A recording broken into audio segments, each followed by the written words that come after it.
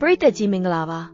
ါဒီနေ့မှာတော့ဂျာမန်မိဘတွေကနေမွေးဖွားလာတဲ့အမေရိကန်လေတပ်မှုလေးဒီတာဒန်ဂလာရဲ့အဖြစ်မှန်ဇလန်းကိုအခြေခံရိုက်ကူးထားတဲ့ဇာတ်ကားလေးကိုတင်ဆက်ပေးသွားမှာပါဇလန်းဆက်ဆက်ချင်းမှာ1965ခုနှစ်ဗီယက်နမ်စစ်ပွဲစတင်မဲ့အချိန်ကာလကိုမြင်တွေ့ရမှာပါအမေရိကန်လေတပ်ကတောင်ဗီယက်နမ်ကိုကူညီတဲ့အနေနဲ့လာအိုနိုင်ငံထဲမှာရှိတဲ့ကွန်မြူနစ်ဗီယက်ကောင်းတပ်ဖွဲ့တွေရဲ့ရှုပ်ဝက်စခန်းတွေကိုစတင်ပုံကျဲတိုက်ခိုက်နေပါပြီမြောက်ဗီယက်နမ်တွေကလာအိုနဲ့ကမ္ဘောဒီးယားအထိထောက်ပံ့ရေးလမ်းကြောင်းတွေဖောက်လုပ်ထားတာပါအဲ့ဒီချိန်တုံကင်ပင်လယ်ကွေ့မှာရန်နာထားတဲ့ USS ရင်းကြားလေယာဉ်တင်သင်္ဘောပေါ်မှာလေတပ်ဗိုလ်ဒီတာဒန်ဂလာနဲ့တခြားလေယာဉ်မှုတွေကိုတပ်မှုကစစ်စင်ရေးအကြောင်းရှင်းပြနေပါတယ်။သူတို့ရဲ့တာဝန်ကလာအိုနိုင်ငံတွင်းကရန်သူထောက်ပံ့ရေးလမ်းကြောင်းတွေကိုဖျက်တောက်ဖို့ပါ။ဒီစစ်စင်ရေးဟာအလွန်ရှုပ်ဝက်တဲ့အတွက်အိမ်ကိုစာရေးခွင့်မရှိသလိုမိသားစုချစ်သူကိုလည်းအတိပေးခွင့်မရှိပါဘူး။မနက်ဖြန်စစ်စင်ရေးမစခင်မှာလေယာဉ်မှုတွေကိုတောတွင်းမှာဘယ်လိုရှင်တန်ရမလဲဆိုတဲ့သင်တဲ့ဗီဒီယိုလေးပြသခဲ့ပါတယ်။ဒီဗီဒီယိုလေးဟာနောက်ပိုင်းမှာဒီတာအတွက်အသက်ကယ်မဲ့အရေးပါတဲ့အရာဖြစ်လာပါတယ်။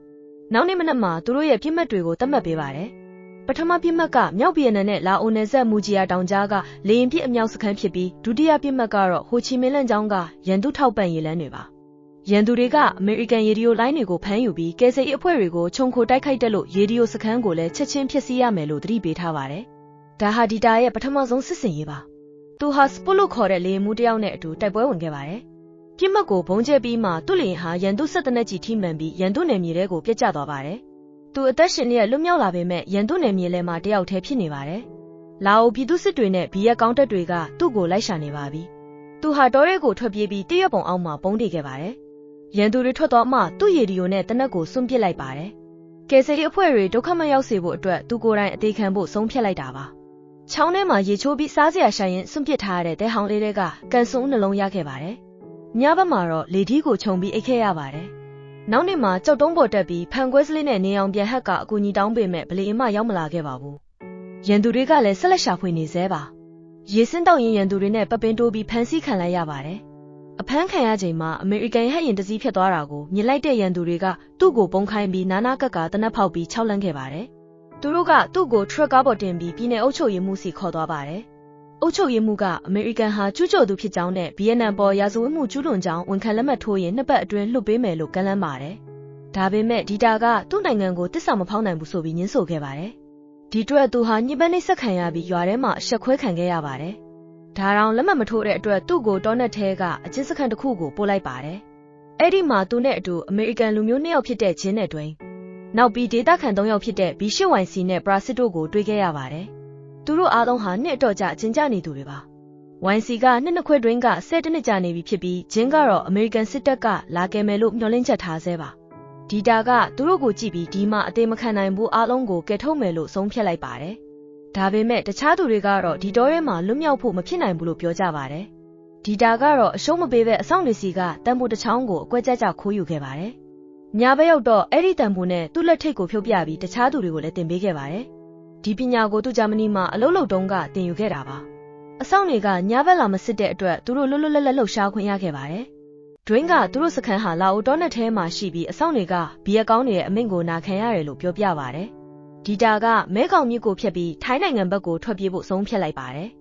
လမ်းပြနိုင်တဲ့ဘီရှစ်ကတော့ဒေါသထွက်ပြီးဘယ်သူနဲ့မှစကားမပြောပါဘူးတရက်မှာတော့အမေရိကန်လေယာဉ်တွေဖြစ်ပြန်သွားတာကိုမြင်တဲ့အဆောင်ကောင်းဆောင်လစ်တဲဟစ်တလာကအကျဉ်းသားတွေအချက်ပြမှာဆိုလို့တနက်နဲ့ပြစ်ခတ်ရမှာတွင်းရဲ့ခေါင်းကိုရှက်မှန်သွားခဲ့ပါတယ်။အဲ့ဒီနောက်မှာတော့သူတို့ဟာငတ်မှုဒဏ်ကိုဆက်လက်ခံစားနေရပါတယ်။မေလ22ရက်နေ့ဒီတာရဲ့မွေးနေ့မှာတငယ်ချင်းတွေကပိုးကောင်သေးလေးတွေကိုမွေးနေ့လက်ဆောင်ဖြစ်ကျွေးခဲ့ပါတယ်။ဒီတာကတော့တိတ်တဆိတ်လွတ်မြောက်ရေးအစီအစဉ်ကိုဆက်လုပ်နေပါတယ်။ခရုခွန်လေးတွေကိုဓာတ်ဖြစ်သွေးပြီး YC နဲ့ပရာစစ်ကိုပေးထားသလိုစားကျင်းစားကြံထမင်းတွေကိုလည်း6တွေ့အောင်လုပ်ပြီးသူ့အိမ်သားပုံအောက်မှာဝှက်ထားပါတယ်။သူကအဆောင်ရဲ့အလေးထောက်ကိုလေးလာပြီးထမင်းစားချိန်မှာတနက်တွေကိုထားခဲ့တတ်တာကိုသတိထားမိပါတယ်။ဒါကြောင့်ထမင်းစားချိန်မှာတနက်တွေကိုလူယူပြီးအဆောင်တွေကိုပြန်ဖမ်းကအမေရိကန်စစ်တပ်ကိုအကူအညီတောင်းဖို့စီစဉ်လိုက်ပါတယ်။ဂျင်းကလွဲပြီးကြံတဲ့သူတွေကသဘောတူကြပါတယ်။ဒီတာဟာဝါကျန်းပြမှာမှန်ကွဲစလေးတက်ပြီးအမိုးပေါ်ကနေအဆောင်ရဲ့နေရာကိုစောင့်ကြည့်ပါတယ်။ဒွင်းကတော့မြေကြီးပေါ်မှာတစ်သားတုံးလေးတွေနဲ့စခန်းပုံစံကျန်းကိုရေးဆွဲပါတယ်။ညဘက်မှာခရုခွန်သားတွေနဲ့တဲနေရန်ကိုဖောက်ပြီးခြံစည်းရိုးအောက်ကနေမြေကျင်းတိုးပါတယ်။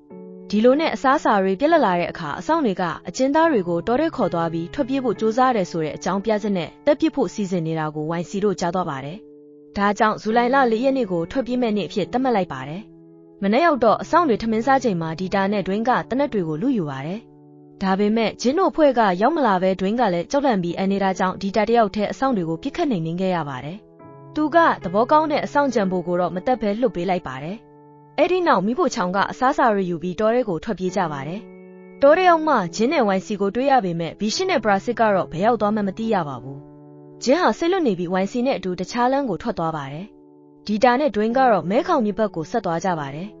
မိုးတွင်းရောက်လာလို့ရေပြဿနာပြေလည်သွားပေမဲ့ရုတ်တရက်ရေကြီးလာလို့ဒုက္ခရောက်ခဲ့ရပါသေးတယ်။သူတို့ဟာတောနက်ထဲမှာဖြတ်တန်းရင်အခက်အခဲပေါင်းများစွာကိုရင်ဆိုင်ခဲ့ရပါတယ်။တွင်းကတော့စိတ်တက်ကြပြီးတေဖို့တောင်းဆိုလာပါတယ်။တညမှာဒီတာကအကူညီရဖို့တဲဟောင်းတစ်ခုကိုမီးရှို့လိုက်ပေမဲ့အမေရိကန်ဟက်ရင်ကရန်သူထင်ပြီးပြန်ပစ်ခတ်ခဲ့ပါတယ်။အဲ့ဒီမီခိုးနဲ့တနက်တန်ကြောင့်ရန်သူတွေသူတို့ရှိရာကိုတိသွားပါတယ်။နောက်ပိုင်းမှာရွာသားတွေနဲ့ပပင်းတိုးပြီးတွင်းအသက်ခံလိုက်ရပါတယ်။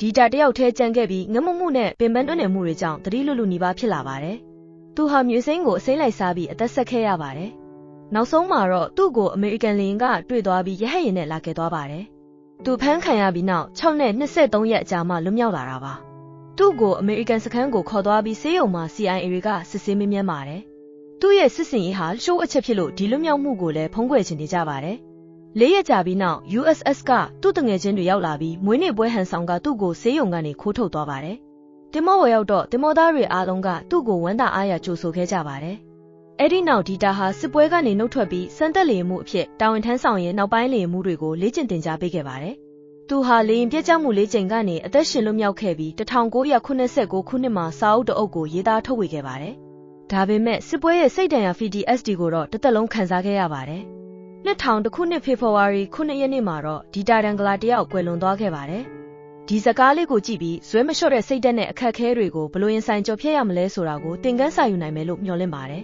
။အားလုံးကိုကျေးဇူးတင်ပါတယ်။